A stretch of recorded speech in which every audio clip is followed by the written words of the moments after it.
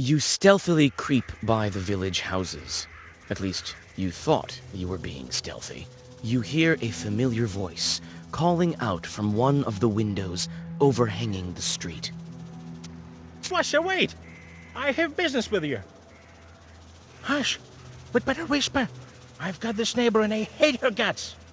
So curse her a bit, will you? Here's a killer curse or something. Not a strong one. I've got a gift ready for you.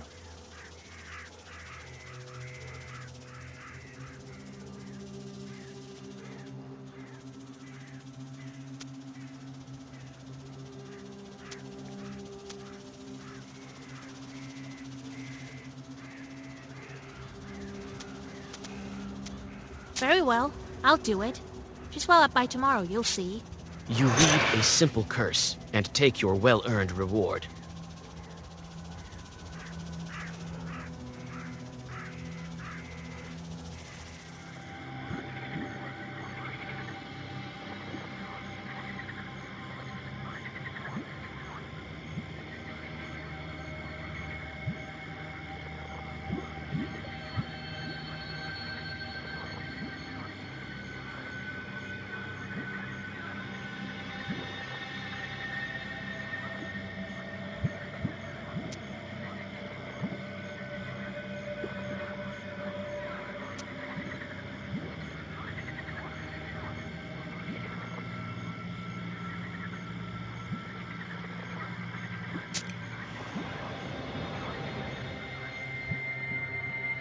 You notice a noisy family gathering in front of one of the houses.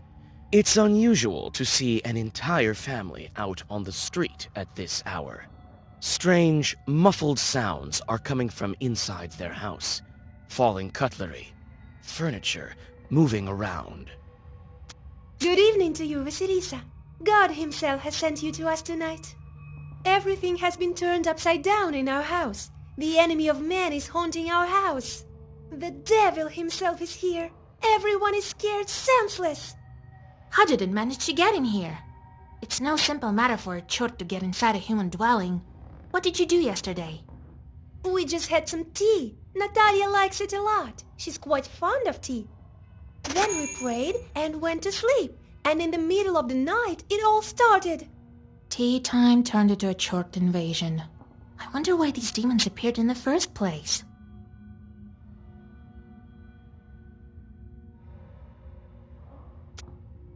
Who left the windows open? Naturally, chorts crawled in. I'm not so sure about that.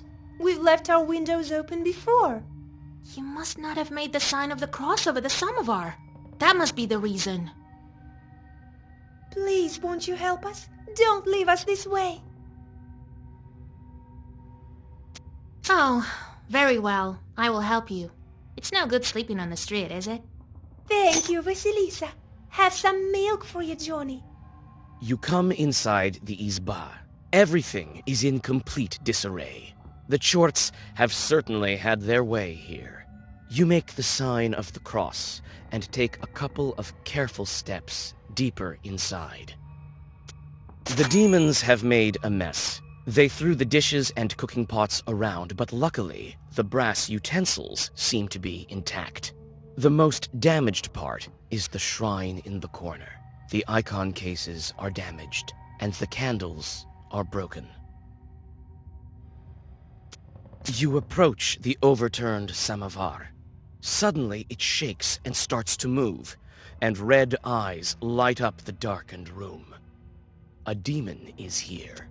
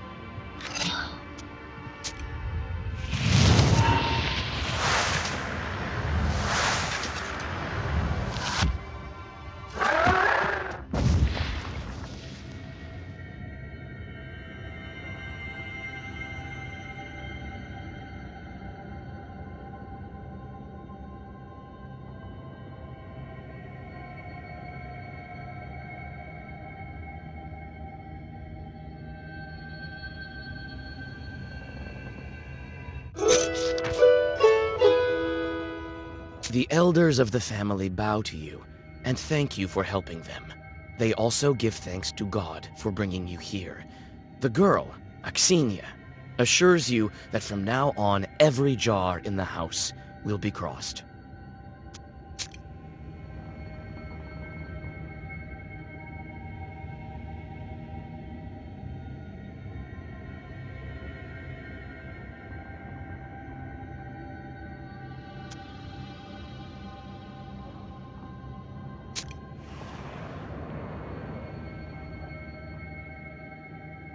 Standing amidst the black wooden figures, you hear a rustle in the trees.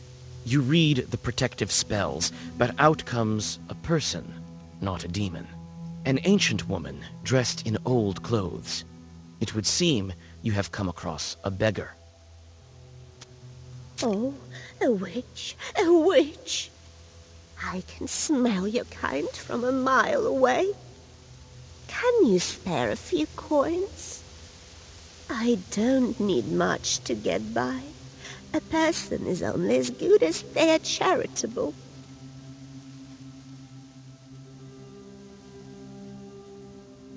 Here you are. Don't forget me in your prayers. Thank you. I'll pray for your lost soul.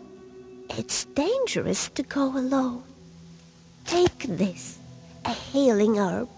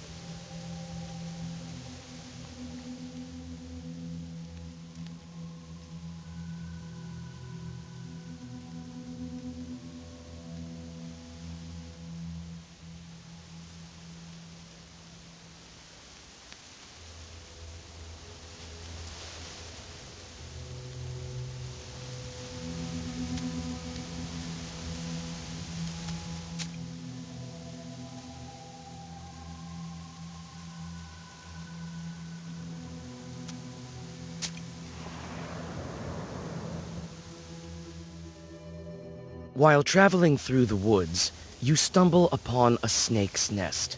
Baby snakes are still inside their eggs. Fortunately, the mother snake does not seem to be around. You make a small wall of stones around the nest and wait for the larger snake to come back. The mother snake soon returns. Seeing the barrier, she fruitlessly tries to get past, but soon leaves. Some time passes, and the snake comes back with a bunch of grass in its mouth. The snake touches the grassy mass to the stone barrier, and the wall instantly collapses. The snake is reunited with its nest. You quickly grab the grass before the snake hides it. It smells of rust. The only noticeable thing about it is the cross shape made by 4 leaves. Fortune has smiled upon you. You have found a break herb, a bundle of aromatic weeds that opens locks and barriers. You take the herb and get ready to go on your way.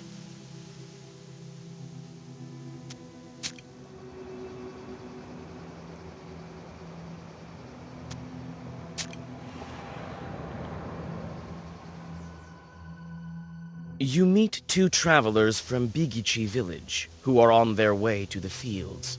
The 3 of you continue on your journey together. Near the mouth of a chasm, one of them jokingly tries to shove you into the pit.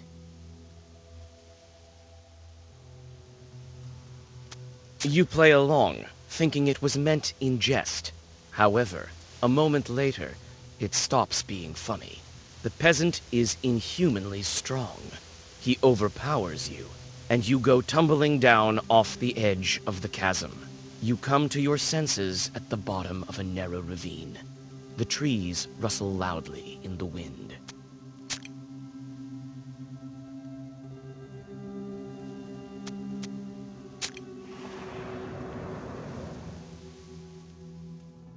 You walk around the windmill and approach the Chuj forest. The grim silence envelops you. The only sound you hear is of the fir branches, whispering in the morning fog. Suddenly, you see a swarm of chorts flying out of the side of the building, gleefully throwing around pieces of the windmill's wooden machinery.